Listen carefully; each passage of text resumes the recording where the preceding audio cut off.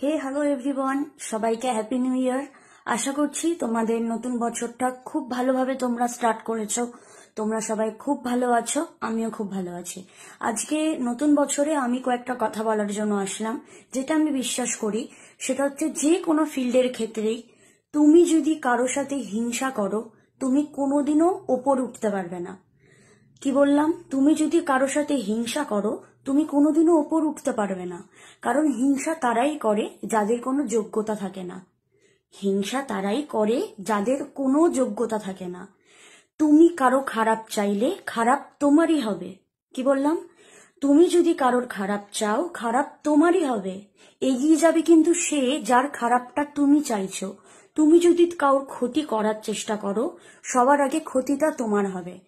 কাজে কারোর ওপরে ক্ষতি চাওয়া, কারোর খারাপ চাওয়া, কাউকে দেখে হিংসা করা, এগুলো করা একদম উচিত না। এটা কোনো ভালো মানুষের পরিচয় নয়। ভালো মানুষ তারাই হয় যারা মিলেমিশে থাকে, সবার সাথে থাকে, সবাইকে রেসপেক্ট করে, সবাইকে সম্মান করে, সবাইকে ভ্যালু দেয়, সবাইকে ইম্পর্টেন্স দেয়, সবার সাথে সুন্দর ব্যবহার করে।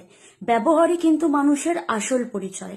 কাজেই কারোর সাথে খারাপ করো না, কারোর সাথে চালাকি করার চেষ্টা করো না।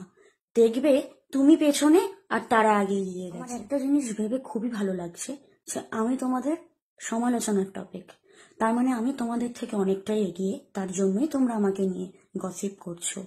এইগুলো না করে নিজেকে সময় দাও, নিজের প্রফেশনে সময় দাও, দেখবে অনেকটা উন্নতি করবে। আমি কিন্তু তোমাদের থেকে অনেক এগিয়ে যাচ্ছি বলেই তোমরা আমাকে নিয়ে গসিপ করছো। এগুলো করো না।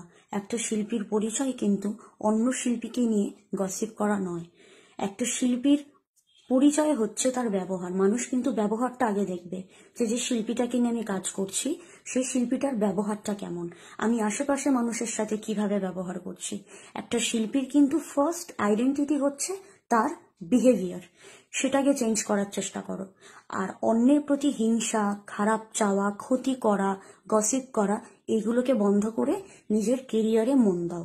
কি করে নিজেকে নতুনভাবে স্টেজে রিপ্রেজেন্ট করবে, কিভাবে নিজেকে আরো ভালো করে রেওয়াজ করে নিজের গলাটাকে ভালো করা যায়, সুন্দর করা যায়, লং লাস্টিং যেন গান গাইতে পারি, কি কি প্রসেস গুরুজি বা গুরুমার থেকে জানা, এইগুলো করো।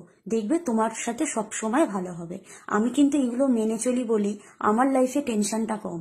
আমাকে নিয়ে এত ভাবতে হবে না, আমাকে নিয়ে এত গসিপ করতে হবে না। আমি বাধ্য হয়ে ভিডিওটা করলাম, ভিডিওটাও আমি করতাম না। কেন বলো তো? জিনিসগুলো বেড়ে যাচ্ছে। আমাকে নিয়ে ভাবার জন্য আমার বাবা মা বোন আছে গো।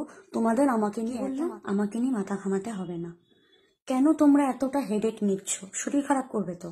আমাকে নিয়ে ভাবার জন্য আমার মা বাবা বোন দিদা দাদু মামা মামি মাসি মিশো অনেকে আছে, ঠিক আছে?